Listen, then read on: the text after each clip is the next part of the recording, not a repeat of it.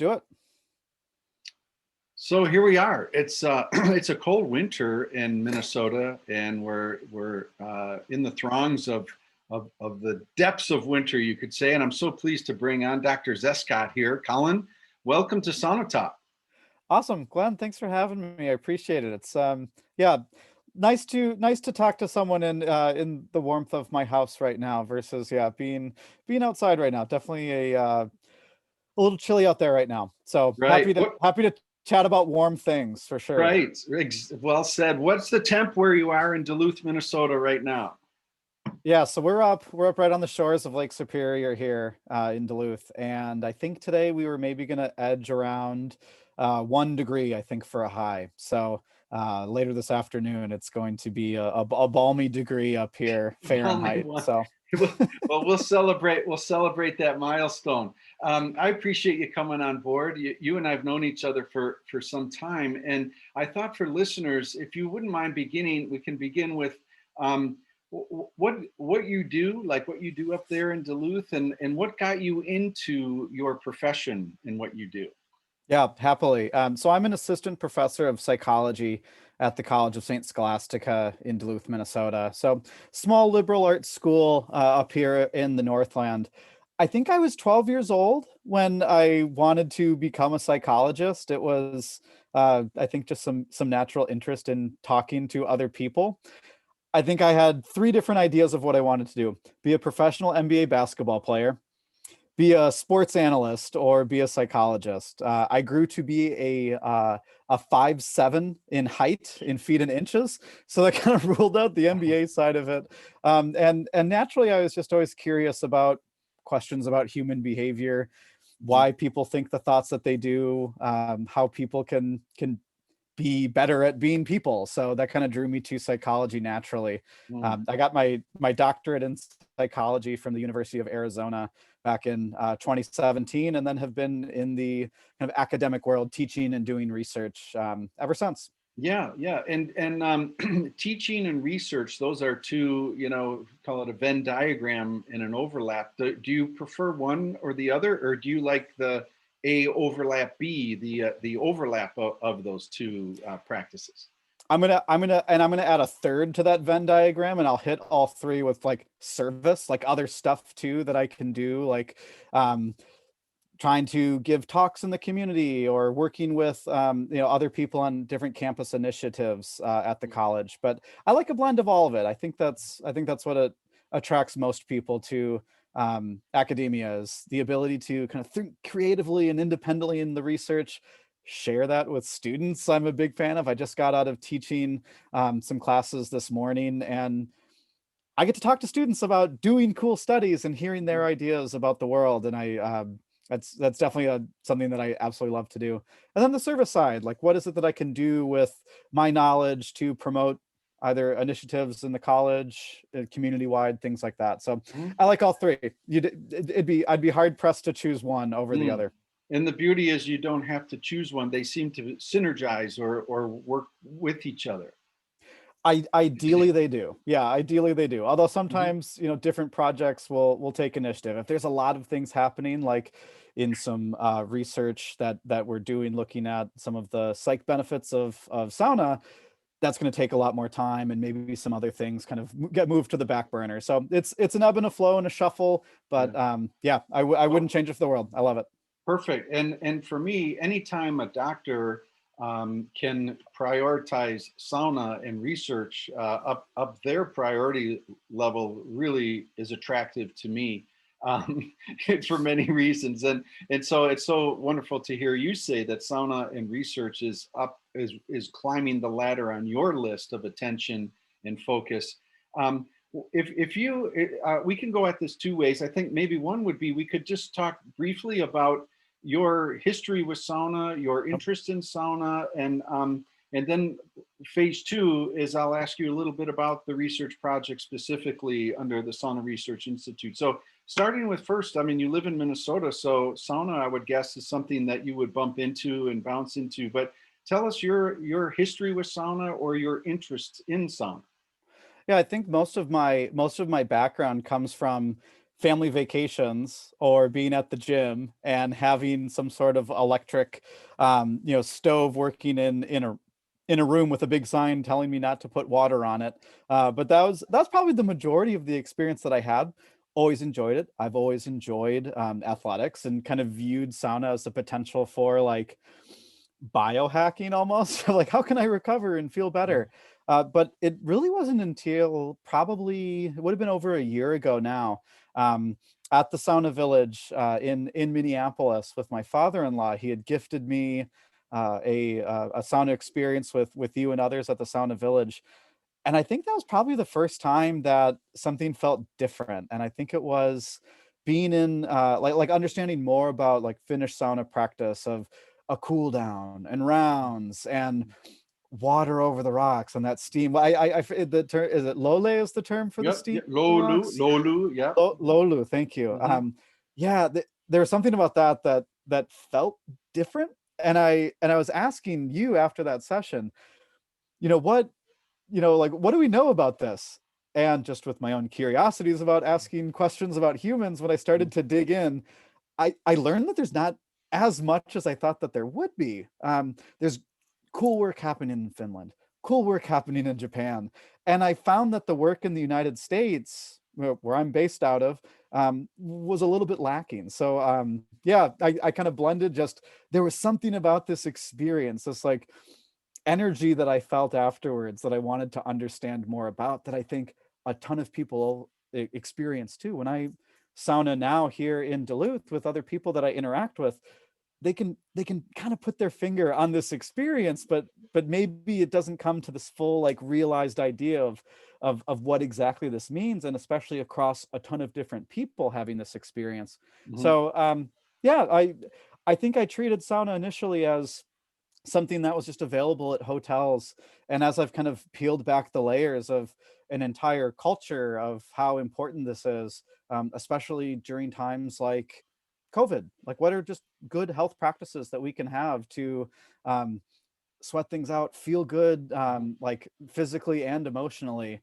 Right. I think it really drove some of my interest in figuring out like what might this potentially look like for people, and the benefits of it. So Thank you. yeah. Yeah, excellent. So 2 points to that is, in summary, you've had sauna in your life, a lot of it being health clubs or the hotel thing, and don't throw water on the rocks. But you were able to experience a deeper, in a literal, in a literal sense and also a figurative sense, a deeper, more intense version of sauna, more authentic version of sauna. And then you had mentioned that, after that, it really felt different. And to put you on the spot, if you were to try to isolate that difference, was it more physical? Was it more mental? Was Mm. it exactly 50-50? I mean, how would you distill that?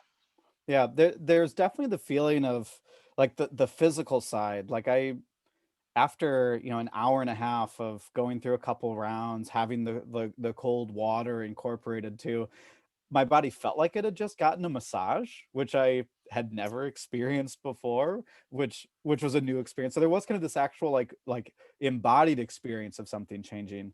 Um, there was also this, like, at least for me, kind of as I started to explore this more, like this cool connection between my body and my mind too. Like I was really hungry, right? I was like, "Oh, I'm famished. I need like food to eat." So there was kind of this cool connection that I felt my body having a conversation with itself about like, so let's reward ourselves. What should we eat? And so all of these like really good, positive feelings that I had were also still in a more psychological part of it too, of this awesome, relaxing experience mixed Mm, with now I'm gonna eat something fun too. Like it kind of seemed like it was this continued feeling.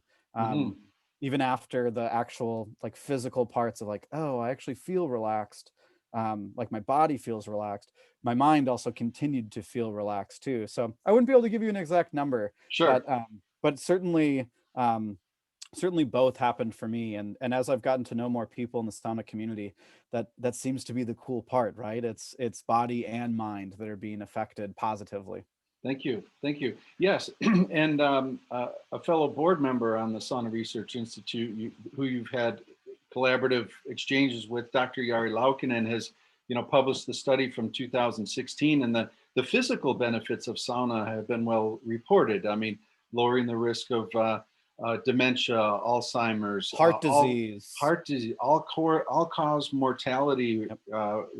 especially related to cardiovascular situations. Yeah, it's been wonderful on that level. The physical benefits of sauna, and a lot of that can be analyzed from a physical sense. But you're undertaking a study and a project focusing on the mental aspect of sauna, the psychological bits to that. Can you share with us a little bit about the study and its format and its objectives and how you're going about it? Yeah, happily. So, as you mentioned, Dr. Laukonen's work has been instrumental in our understanding of sauna, um, and specifically, much of what much of what we've been interested in is tapping into. Okay, so we know that there's this physical body experience, but what are people actually reporting? Like, if I feel like, oh, my heart health has improved, what are people actually saying though? What is the lived experience that people can report back to us? So that was kind of the genesis of our idea. Some other work has also looked at the potential psychological benefits of sauna, and not only are we trying to add to that work and just understand this more fully, um, but also maybe take some new directions with it too. So one of the first projects that we've been starting here is kind of a broad survey-based study where we are asking people to reflect on some of their psychological well-being before they started partaking in sauna. So we've kind of targeted looking at folks that maybe have just built a sauna within the past year or so. So kind of around COVID here. And then we're going to track them over a couple different weeks and see if the number of saunas that they take are having a positive effect, but also kind of this pre-post. How did they, if they can think back to the way they felt before to now, if there are some potential changes. So certainly, in a survey like this, there's a lot of noise. Everyone has a lot of different experiences, so we're trying to recruit fairly broadly, not just in the U.S., but internationally as well is part of our goal. But really, what we're trying to do is just set the first stage here, kind of the first stone of a whole series of work that we can use to help contribute to the growing body of knowledge that we have. Um, I I just don't think that sauna gets talked enough about in, like, speaking from an American perspective, in American culture. Maybe research is one avenue by which we can enter in that conversation. So that's Mhm, certainly just like a very explicit goal in the work mhm, is how can we better have this conversation, and how can this be a part of maybe more common practices mhm, nationwide in America, worldwide, and I think research can be a convincing way to do that. So certainly trying to add to that body of knowledge and set the stage for some future research too. mhm. So, as a professional in the space of research and mental health psychology, um, is there science to developing a survey-based study? Is there in within the community? Are there approved methodologies for building a survey? And can you speak to that just a little bit? Yeah, certainly. I tell my students this: there is more than one way to skin a cat. So we can we can approach research from a couple of different angles. But when it comes to asking questions, say about like anxiety or depression or energy and vitality, um, rather than just like making up questions that we think might tap into those things, we're using measures that have been validated and used worldwide in the past. So we're basing what we're actually measuring for psychological well-being on very established measures. So we're not reinventing the wheel when it comes to like, Mhm, what do we mean by depression, or what do we mean by anxiety and well-being? So we use established measures, which is usually a good place to start. Another thing that we're extremely aware of too is when we're asking people to reflect on their past experiences. So if we have someone say, hey, before you built your sauna in 2020, how did you feel, depression, anxiety, energy wise? There's also just some inherent difficulties with people accurately thinking about what they did. I can tell you what I had for breakfast today, but 3 months ago, it might be really hard for me to tell you exactly what I ate this morning or in the morning 3 months ago. So Mhm, there are some inherent difficulties with that just from a design sense. mhm, But at the same time, having people who are like living and breathing out in the world, reporting back their own experiences with saunas that either they've built or they're using a friend or they have access to some sort of sauna, we get a really cool opportunity to get some living, breathing data here on people's day-to-day lives. So um, we're acknowledging, yeah, that there are some pros and cons to each approach, but being able to ask people these questions and track them over a couple weeks and get some real-time data in addition to folks thinking about things in the past, mhm. we get a cool mosaic of the potential for sauna to benefit people psychologically. So Right. Excellent. Yes, and the survey was at least phase one of the survey. I remember it. You had developed this even before COVID hit. So we're talking about. I mean, this isn't just some idea that just sort of fell into your lap or the Sauna Research Institute's line of thinking. I mean, the chronology of the basis of this study goes back. What would you say? Almost a year. probably, probably a year. Mhm.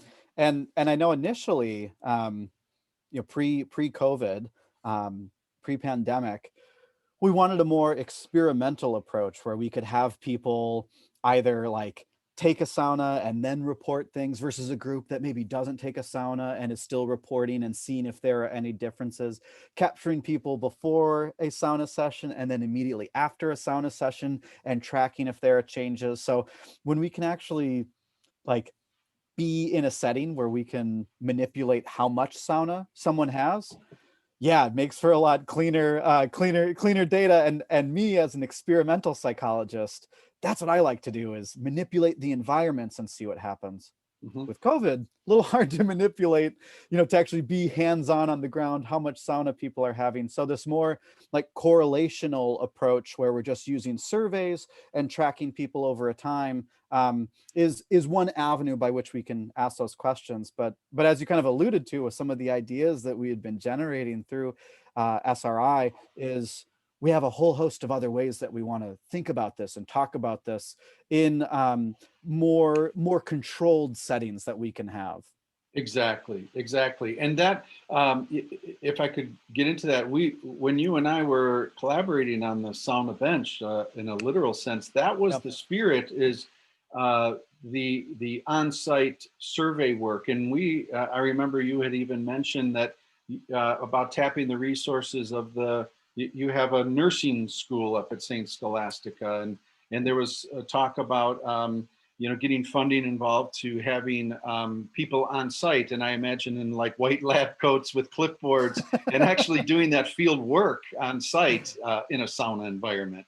And then, as you said, well, as we know, COVID came around. And actually, I think, as I remember, Colin, I think things sort of sat on the shelf for a little while as pretty much everybody's life was or is. And then there was kind of an aha moment. A light bulb went off and I won't even use the word pivot. I would say to tune maybe phase one of the SRI study to be 100% volunteer/survey based. Did I summarize that fair? Yeah. I think the slight alteration in plan, I think, was a part of what I see as a whole series of studies, right? This was Mhm, just one branch of mhm, a whole bunch of different things coming from this sauna research tree. Yeah, this more survey approach that we have with this study that we're currently conducting, I think had always kind of been something that we had considered, but from a research standpoint, a much cleaner way to do it, yeah, is to have people on site and we get to have them right. complete a questionnaire, then take a sauna, then complete a questionnaire, and then we have a control group that isn't doing any sauna, but we're still tracking Mhm. their reported mental health. So yeah, I mean, fingers crossed that that's something we can do in the future, because I have a whole host of students that work in my research lab that which is also a driving part of what I'm into is fostering science for emerging scholars too. So with undergrads in my lab, they're asking a ton of questions that we just don't have time to get to, like how can athletes use sauna? So we know that collegiate athletes are stressed and are going through the juggling of academics and their Right. sports schedules. Is this a cool tool that we can use to actually help them focus better on their studies or manage and negotiate some of the Mhm. just some of the psychological things that they might be dealing with? So Yep. my undergrad researchers, I do have to give them a shout out, because there's certainly major drivers in the way that we execute these projects. So they happily put focus from thinking about more of an experiment into, okay, how do we do this, broader survey? How do we track people over time? Mhm. They've been instrumental in setting this up, and helping execute the research. Right on to that. And and knowing college students like I do, I think that maybe their sinister method here would be the first Saint Scholastical mobile sauna pre-exam tour that could be done. Like during exam week, we could the student run chill out after study before your exam project.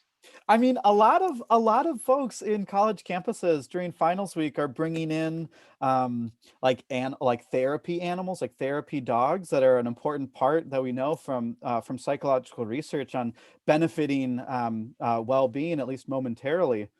Well, I don't see any reason why sauna can't be a part of that conversation too, right? Lovely. So yeah, I another tool in the tool bag. That's the goal Yes. here, right? Yes, I think that would be great. I mean, I remember when I was in college, I don't know how I de-stressed during exam week, but knowing what I know today, 1.5, 2 hour sauna session, I actually, in jumping into the shores of Lake Superior, I think would really set me right.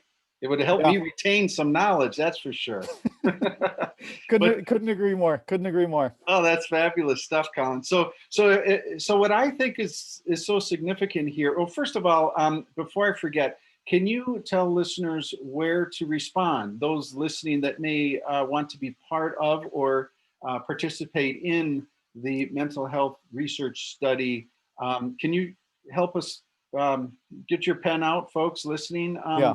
What's the plan of action here? Yeah, happily. So we are still actively recruiting participants for this longitudinal kind of over 4 weeks survey. So folks are interested. We have a recruitment email, saunastudy@gmail.com, that folks can access. And also through the SRI website, we have a call for research as well that talks a little more in detail about the goals of the research, and it has that email address. And Perfect. myself and my research team will get back to you. So yeah, we're looking for folks that maybe are new to sauna and have recently built a sauna, but also in the spirit of just understanding the full sauna experience. If you've been doing this for decades, we're also interested in your responses too. Fabulous. So Yeah, that would be Sauna Study, SAUNASTUDY at Gmail, correct? correct. Yep, Yep. saunastudy@gmail.com.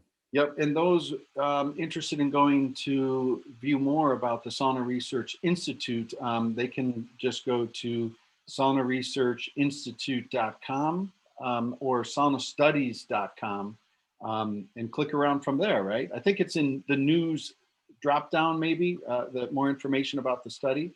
Yep, yep. There's a link there that has more info that you can access right from that homepage. Yes. So I know you're a busy guy, and we appreciate. I got a few follow-up questions, but one I'd like to springboard with. You mentioned about the research tree, and I like that metaphor where we're just exploring one branch of a larger branch of mental health as it relates to sauna. And this is your lane. This is your branch of knowledge, interest, expertise, and I see the branch spinning off into more, here's a survey-based study that will immediately have an opportunity to lead into what you say experiential work with white lab coats and clipboards on site. Did I get that right? The more experimental side of having more control over the Mhm. study is certainly a Yeah. part of that tree. They're all things that I think we need to study, and it's the Mhm. multi-pronged approach that we can have. So Yeah, I love considering things from multiple angles, experiments, longitudinal right. survey studies. Yeah, I So love multiple good. methods. So in spirit of that, if time and money were no constraints, or you had an abundance of both, what would you need? Like what? I'm just sending this intention out, to those listening, or what have you. So say phase one, the survey-based studies completed, and there are some data points learned, garnered. The corona thing, God love it, it's going to be behind us here. The herd Yeah. immunity is going to happen, we're going to all be inoculated, and we're going to get through all this. So if there were no constraints to you, do you have a vision of, or a wish list, of what you would need, either money, resources, time, staff? Does anything come to mind you'd like to share? Because I know you're in development of these other branches. Yeah. Yeah, we're certainly on the on the development side of what we would need, having a location where we could be running an experiment with the sauna. So having like a small sauna, we have some great connections in the community, but also having something on site in Duluth, say like Mhm, on the St. Scholastica campus, would be a mhm, really cool research opportunity. So mhm, funding in that sense would be great. mhm. Thinking more about like the specific groups that we can target, and reach out to, would be important too. Like, Mhm. we can talk about this as a very general process for people, but what about individuals that are like specifically seeking therapy for depression right now? Like, can this actually be like a therapeutic tool in some way? So collaborating with clinical and counseling psychologists that are interested in that angle, collaborating with our colleagues that do work on some of the biomarker type stuff. So can we actually track some things where, yeah, someone says, hey, I'm reporting after sauna that I have so much more energy. Mhm. Can we actually track like neurotransmitters and other important things that biologically we know can facilitate that happiness? So can we actually better understand this link with all of the different cool things that are happening together at the same time? More work on that. I'm also interested too in using this as a tool for understanding and decreasing health disparities. Much of the work that I do within kind of some health psychology realms is understanding ways that we can help stigmatized groups get better healthcare. Mhm. Is sauna something that fits into that? So how can we reach groups that maybe don't typically benefit from health initiatives? What ways can sauna be a part of that process too, in a destigmatized setting, right? You don't have to go see a doctor in this like a uh, like go to the hospital to have an appointment with a doctor or something. Like, is there a way that this can be kind of incorporated within how we understand health and psychology more broadly too? So there's a ton of angles that I would love to pursue with this. And yeah, that's all growing out of the same tree, right? Of not just us and our collaborators, but folks around the world that are also doing this work. It's all kind of feeding into one another, which is why more data and more research and sharing it either in settings like this or in academic papers and presentations, and just getting the data out there so we can have a better understanding of this is certainly always my goal. Number one as a scientist is the communication side of it. Beautiful. So yeah. Oh, so well said. Thank you. Thank you for sharing that. On that note, uh, um, is there one area of where people are suffering either depression, anxiety? Is there one demographic? I guess maybe that would be the right word. Is there a demographic? Is there one area that is of interest to you, like where you would like to advance toward research? I don't know. Is it PTSD, or alcohol, or I don't know. Yeah. Is there one area that rings for you as a starting point? Yeah, I do have some colleagues that work in the realm of PTSD, and some colleagues that work with veterans. I think that would be such a cool a cool group to work with, and Mhm, and add a tool to the toolbox that they mhm, can use in supplement to all of the other important work that's being done, to have some better psychological outcomes. So there's Right. certainly yeah, certainly groups like that I would be interested in, that I personally don't have experience working with, but yeah, talking to other researchers that do work with some of those groups, I would love Yeah. to. And And at a time of COVID too, like folks that are suffering from unemployment, yeah, Mhm. there's a whole host of things, right?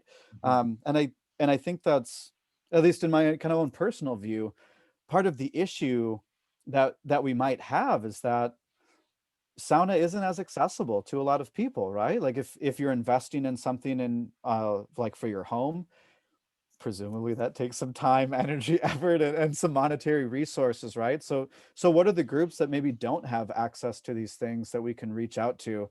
Um, those are just a few that come off the top of my head, but in thinking kind of future focus about what this means, if there was broader resources, at least in the United States, nationwide, um, I think that would be fantastic.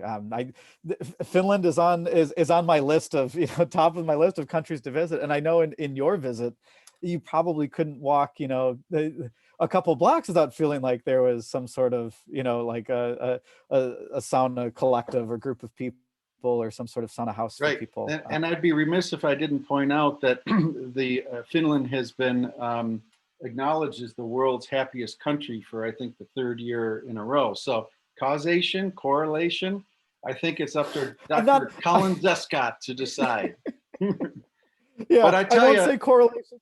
huh? Correlation does not mean causation, but there might be something to that one. I will argue that there might be something to that one. Well, I feel it in my bones. A guy came over to my backyard sauna to pick up a heat shield yesterday, and we got to visiting, and he was speaking about how building his own sauna in the time of Corona has drastically improved his anxiety levels, which he suffers from within his family, his lineage and stuff, his parents and brothers, sisters, and he's not on any medication at all. The sauna has just been an incredible calming antidote to anxiety for him. And I'm like, yeah, man, I hear you, and I sometimes forget that. I mean, I just feel so grateful and appreciative of being able to walk 20 steps out my backyard and having my health and wellness retreat. And so sometimes I have, I have to kind of put things in context a little more, that people, there are many that are just scratching the surface and becoming a little bit aware of this health practice, physical and mental, that you referenced. So yeah, and one more on the PTS element to it is I'm right with you on that. The Native American Sweat Lodge experience has been very helpful for a lot of vets, a lot of folks suffering from PTS, and one of the elements to it is this ability to be together, like as a Hmm. group, and they go into the hot room together, and they literally, shedding their emotions or Hmm. feelings together in a group setting, as a small group, and just going through that together, and just realizing that they're not alone, and they're able to share their experiences and open up a little bit. Um, I don't have to share that. I mean, Glenn, you're making me take out the research notebook here. good. How interesting would it be if we understood more about like the community factor inside Mhm, of the sauna? So mhm, right now, at least like in the way that we might think about it mhm, in just a basic experiment, would be, okay, you take a sauna and then you leave and we have you complete surveys. mhm, I've always envisioned that just as one person having that experience. But there's that community factor, right? Like mhm, when everyone's on the bench together having great mhm, conversation, mhm. and the community that gets involved. Yeah. What about the Yep. number of people that are There's in a the Warrior Surf Foundation, which that borrows from the same thing, where veterans are going through an experience together. It's sure. hard nature. They're out in the ocean, and they're tackling tackling these waves, and there's a bond and a kinship involved. And again, what I love about Sauna Talk is this spontaneous connections. Um, Dr. Stephen Colmont, who I will introduce you to, has, I think he wrote his PhD thesis on the American sweat lodge experience. Cool. And he has a very keen interest, and I know you and he will really, enjoy speaking together. And this is the Sauna Research Institute. I mean, live and direct. It was a budding concept with my visit with Dr. Jari Laukkanen, the idea of global collaborative research in something that we kind of feel in our bones is good for us. And that's great. But the ability to bring it into a more formal, like this is why is kind of the objective, I think. Yep. So, yeah, Well, man. and I think that speaks to just like how I see the world too, is people functioning and doing things, but I also see it through numbers too. And so to have someone's experience in a qualitative way is so important, but to be able to quantify that too, and see statistically, are there things that are happening that are noteworthy. I love opportunities to that. So I'm grateful for you and the Sauna Research Institute for promoting collaboration like this and having folks, I mean, like worldwide, thinking about these things together is such a cool and unique opportunity. And I know, to be a part of that in some small way is definitely something I'm thankful for, and is super cool, and something that keeps me up at night in a really good way, thinking about in all the different possibilities. Yeah, man. Well, the feeling is mutual. We're so grateful to have you on board. This branch of the tree of mental, the mental health benefits of sauna, and digging into that. We've talked about many branches off of that, and this is the beginning, as you referenced. So, any other final words about the study specifically? And let's say one more time how people can contact you specifically and this study. Can you give it to us again? Yeah.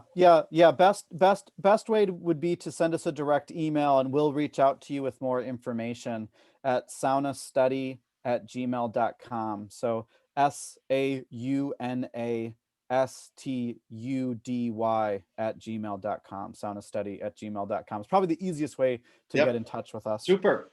Good. Hey, so let's talk a couple quick fun things and we'll wrap it up. So mobile sauna, if you could have one and bring it anywhere in the world, what's the first place that comes to mind, Colin, where you would love to? And you don't need a white lab coat and a clipboard. This is just for your own R&R. Where would you? Sure. What's the first spot that comes to mind? Would it be bad to say my driveway? Because I would, I would love to have one at home. I am not fortunate enough to have one at home. No, I'm gonna go with a winter in Tucson, Arizona, where I did my my doctorate work. Up in the Catalina foothill mountains, there's a very cool town at the top that does get snow in the wintertime, Winter Haven. I would want nothing more than to spend one of my winter days in Tucson, up in Winter Haven. Beautiful. And you could probably get a couple snow angels in. That would be the cool. Yeah, that would be my my cold plunge. Right, would be right into a small snowbank. So say you were there and you could sauna with anybody in the world, anybody, like dead, alive, past, present. Who's the first person to come to mind that you would like to sit on the sauna bench with? Yeah, first one that comes to mind is probably my late grandfather. So maybe not necessarily a famous person, but someone that passed away when I was around 11 or 12 years old. And he was a very academic man. And I think he would have a lot to say about the world, and have some great insights. And I would love to pick his brain about anything from politics to his life growing up in Latvia around World War II. There's a whole host of things that I would love to ask him about and have a deeper, richer conversation with. So beautiful. Yeah. Beautiful. And now I know one of the reasons why you've gravitated towards sauna like you have. I didn't know until this chat that you have Latvian ancestry, and sauna in Latvia is very popular. Everyone on my mother's side. Yep. Fabulous. So as someone who graduated from what we call like the health club sauna with no water on the rocks to really deep enriching good sauna with great lampa masa and the wood fired and all that. For those like that may be, if you were to bump into somebody kind of unfamiliar with sauna, what do you think is most misunderstood about sauna? Those not so familiar that you would like to share or tell them about? It's not a competition. I think in how I had always thought about it was I'm going to stay in the longest, and that's somehow some merit Mhm. of my abilities as a human. I think it's a very personalized experience in terms of temperature and time and what if you're having cold rounds, like what does that mean for you? Is it water? Is it snow? Is it drinking something? Is it just kind of sitting and relaxing? I think I think it's a very personalized experience. So yeah, I guess in the way that I think about it now is definitely divorced from this idea of, I have something to prove by staying in the Yeah. longest or whatever it might be. So yeah, I would tell my younger self that, and certainly other folks that are new to it, is that and it's a growing experience, right? Some days, sometimes I know my wife and I recently sounded here in Duluth, and she at the time was around 34, 35 weeks pregnant. She's now at 39 weeks. But like, so it was a much cooler temperature with shorter rounds, just Mhm. because Mhm. that's what she was comfortable with. So yeah, I think treating each one differently is Right. something that I would love to do, or tell my younger self. Right. And so Right. Right. Good. No clock, no rules, no structure.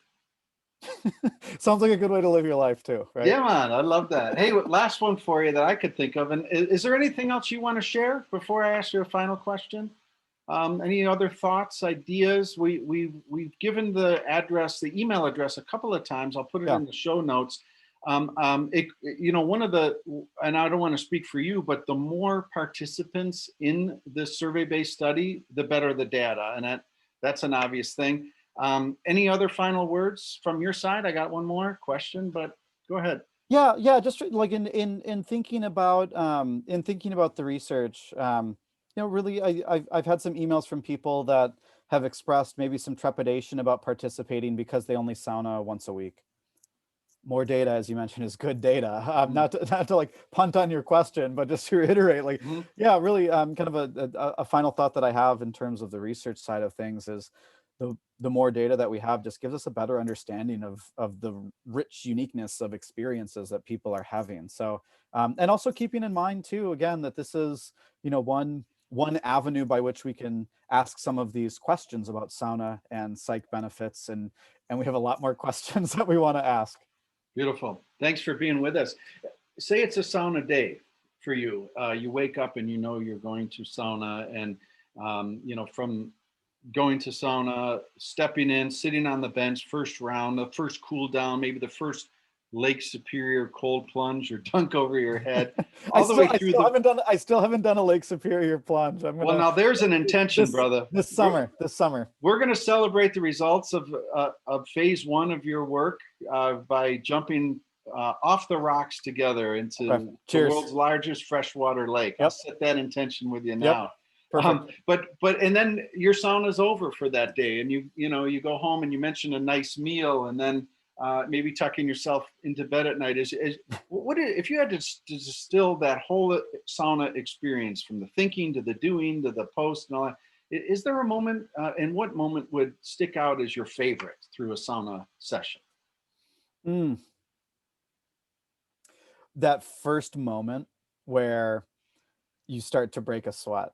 Like for me, I'm a very heavy sweater, but I feel my body just get like really hot, and then once the sweat breaks, like let's say I'm sitting on the bench and my head's down, and I just start to feel this drip, drip, drip, usually through my beard, Yeah. but it's dripping down. That might sound kind of weird, but that experience of like this is something is happening to my body, and I can see what's happening to my body, and that feeling that I have, I think that's my favorite because then I know that I almost get this sense of relaxation just from like and now the process has started, right? Now we're into it. I'm gonna sweat. I'm gonna really enjoy whatever this cold plunge looks like for me. Yeah, and that's just, hopefully the beginning of a great couple rounds. Thank you. Appreciate your time today, Dr. Colin Zestcott, undertaking a mental survey-based health study for the Sauna Research Institute. Final word, take us out. That was a beautiful end right there. Yeah, If you want to end awesome. with that.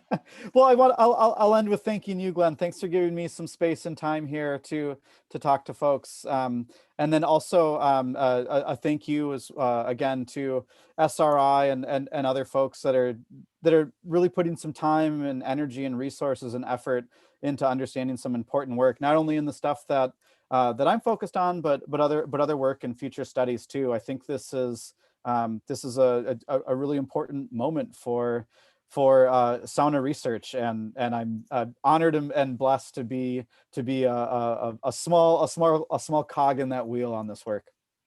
Love we have you. Awesome. Thanks, Glenn. Cheers.